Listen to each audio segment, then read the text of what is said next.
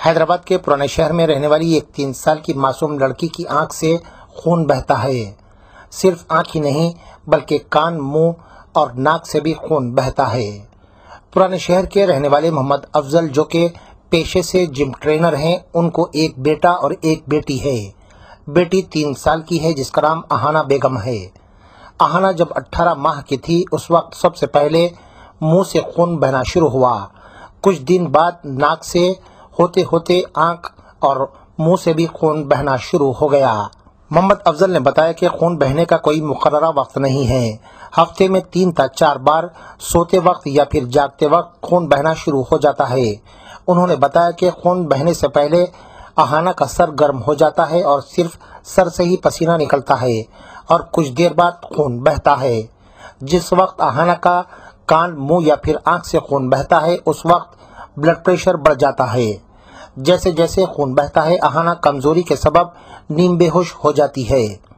मोहम्मद अफजल ने अपनी बेटी के इलाज के लिए मुंबई के लीलावती दवाखाना, तमिलनाडु के वेल्लूर शहर में मौजूद सीएमसी हॉस्पिटल, बेंगलुरु के कई एक बड़े दवाखानों के अलावा हैदराबाद में मौजूद हर बड़े दवाखाने से रुजू हुए ताकि उनकी बेटी का इलाज किया जा सके, लेकिन खून के बहने को कोई रोक नहीं सका। इन तमाम दवाखानों में अहाना को सिर्फ ब्लड प्रेशर कंट्रोल करने की दवा दी जाती है। पता चला है कि हिंदुस्तान भर में सिर्फ 3 से 4 लोग इस किस्म के मर्ज में मुब्तला हैं जिसकी कोई दवा ही नहीं। वो एक 20 महीने से है प्रॉब्लम इनको। जब 18 महीने के थे, जब से स्टार्ट हुई, कभी आँख से खून जाना, मुंह से खून जाना, नाक से, कान से, रावट पार्ट से, बॉम्बे से भी अभी जा रहा है। 15 महीने से रैम्बो हॉस्पिटल में ट्रीटमेंट कर रहे हैं समझिए। और मैं बॉम्बे गया हूँ, MB अग्रवाल, CMC वेल्लूर गया हूँ और क्रिश्चियन मेडिकल कॉलेज गया हूँ और उदय मुल्तानी बोल के बेंगलुरु में है डॉक्टर, उनसे भी विज़िट हुआ हूँ। कि डॉक्टर का मानना है कि बहुत रेयर केसेस है ये, ऑल ओवर वर्ल्ड में 6 से 5 केसेस है ये, जो बहुत रेयर डिसऑर्डर है। इस वक्त अहाना का इलाज कर रही डॉक्टर श्रीषा रानी ने बर्क न्यूज से बात करते हुए बताया कि इस बीमारी को हेमेड्रोसिस कहते हैं। उन्होंने बताया कि इस किस्म के 3 से 4 मरीज उनके दवाखाने आ चुके हैं जिनका कामयाब इलाज किया जा चुका है, लेकिन अहाना उन मरीजों से जुदा है। डॉक्टर श्रीषा रानी ने बताया कि जिस वक्त अहाना बेगम की आंख से खून बहता है उस खून में एक ऐसा मादा मौजूद होता है जो खून को पतला कर देता है। उन्होंने बताया कि अमेरिका के एक डॉक्टर से इस सिलसिले में राब्ता कायम किया गया है और मर्ज की तशखीस के लिए अमेरिकी डॉक्टर्स की मदद हासिल की जा रही है। बेसिकली अहाना बेगम हमारे पास 15 मंथ्स के पहले आई, जब उनकी एज अराउंड 20 मंथ्स था। अभी now she is 3 years। Bleeding from knows, eyes, years, private parts, ऐसे हर जगह से ब्लीडिंग हो रहा था उनको।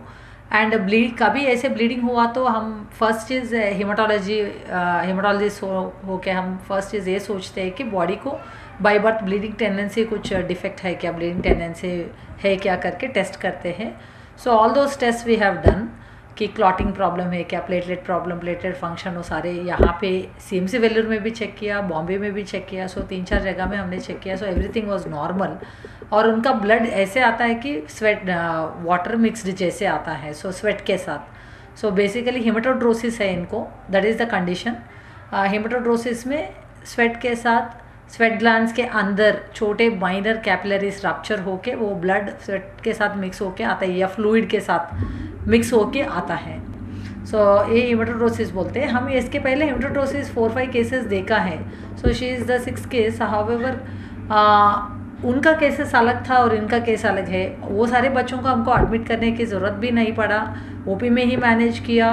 मोस्ट कॉमन कॉज स्ट्रेस होता है, तो सिंपल मेडिकेशंस लाइक प्रोप्रानोल और स्ट्रेस फैक्टर को एड्रेस करने के बाद सेटल हो गया। लेकिन इनका इन एडिशन टू हेमेटोड्रोसिस, मतलब मेनली हेमेटोड्रोसिस के साथ कभी ऑटोनॉमिक डिसफंक्शन भी होता है, लेकिन इनको severe form of autonomic disturbance है। अभी सिंसिनाटी चिल्ड्रंस हॉस्पिटल USA में न्यूरोलॉजी टीम उनको जो पता है और जो अच्छा फर्दर न्यूरोलॉजी टीम से डिस्कस करके उन्होंने जो ऐसे severe autonomic nervous system dysfunction plus hematohidrosis conditions को देखा हुआ है ऑलरेडी। तो उनकी सजेशन से भी मेडिकेशंस रिसेंटली हमने ऑल्टर किया है। So hopefully she should get better.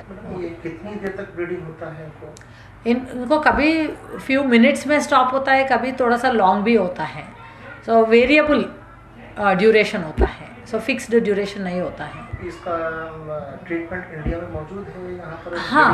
हाँ, ऐसे एक्चुअली अभी मैंने बोला आपको कि हेमाटोरोसिस बच्चों को हम एडमिशन की ज़रूरत भी नहीं, बहुत सिंपल और इनएक्सपेंसिव, मतलब बिल्कुल कॉस्टली नहीं होता है उसको कंट्रोल करने के मेडिकेशंस।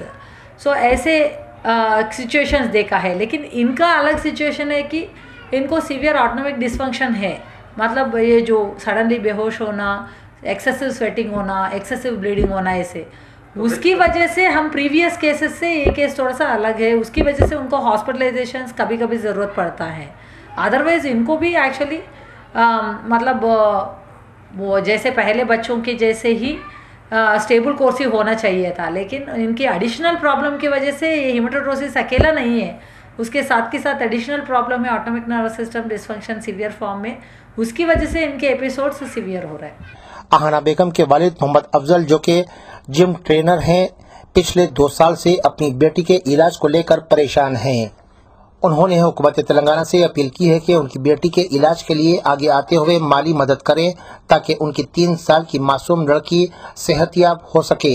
उन्होंने सेंट्रल गवर्नमेंट से भी अपील की है कि इस सिलसिले में उनकी माली मदद करें।